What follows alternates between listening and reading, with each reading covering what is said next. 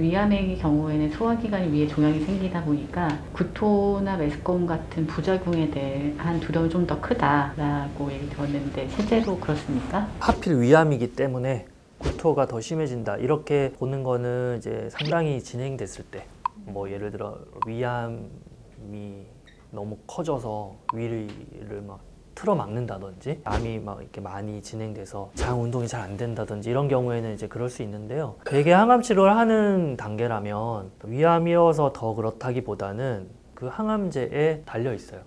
항암제가 다 저마다 메스꺼움을 일으키는 정도가 있거든요. 좀 순한 약을 쓴다 쉽게 말해서, 그러면 뭐 상대적으로 수월할 것이고, 구토의 확률이 높은 항암제 그런 걸 쓰는 경우에는 좀 구토를 많이 할 수도 있고, 구토보다는 이제 오심 또는 뭐 메스꺼움, 울렁거림 이런 게 좀 더 흔한 편입니다. 근데 또 이렇게 얘기하면 구토 없는 약으로 써주세요 이렇게 생각을 당연히 할 수 있을 것 같은데, 위암에 효과가 있는 항암제의 그 쓰임새가 다 정해져 있는 편입니다.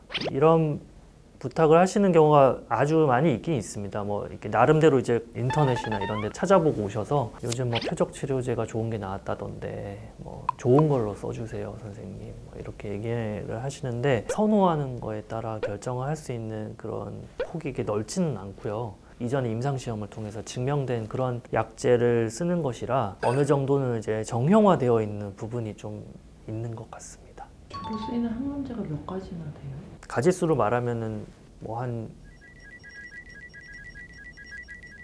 10가지 내외? 뭐 예를 들어 A, B, C, D, B라는 약이 있는데, 보통 처음 치료할 때는 뭐 A와 B 또는 뭐 A와 C, 뭐 A는 기본으로 들어가고, 뭐 그다음에 환자 컨디션에 따라 예를 들어 머리가 빠지는 게 좀 너무 큰 스트레스다 그러면 우선은 좀 탈모 부작용이 좀 적은 약으로 쓴다든지, 이런 약간의 그런 이제 조합은 가능한데 엄청나게 선택의 폭이 이렇게 막 많이 있는 것 같지는 않아요. 항암제 부작용에 시달리는 환자분이 와서 얘기를 하셨다.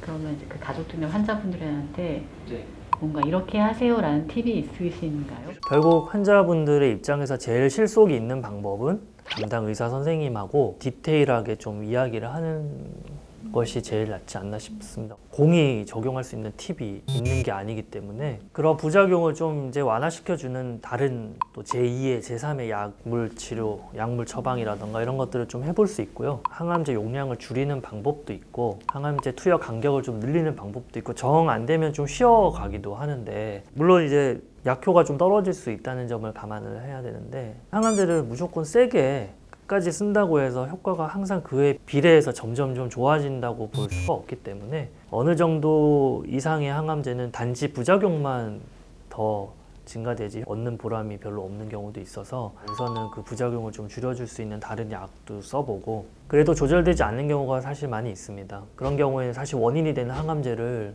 뭐 줄이든지 심지어는 중단하든지 뭐 이런 경우도 있을 수 있습니다. 그 환자분들께서 의뢰이 항암제 부작용이니까 또 참아야지 이렇게 생각하시는 분들도 의외로 꽤 계세요. 되게 또 너무 착하셔서. 그런데 꼭 그렇진 않고, 이런 부작용이 있다 표현을 하시면 그래도 그냥 가만히 참고 있는 것보다는 좀 더 개선 방법을 좀 찾을 수 있지 않을까 싶습니다. 특정 부작용의 의지와는 달리 몸이 따라주지 않는 경우가 있을 수밖에 없죠. 그러니까 그거를 마음가짐만으로는 한계가 있는 것 같아요. 항암 치료 뭐 한두 번 버티는 거는 할 수 있겠지만, 기본적으로 이제 특정한 기간을 가지고 계속 반복되는 거기 때문에 현실적으로 괜찮은 방법은 담당 의사 선생님하고 상의하는 방법인 것 같아요.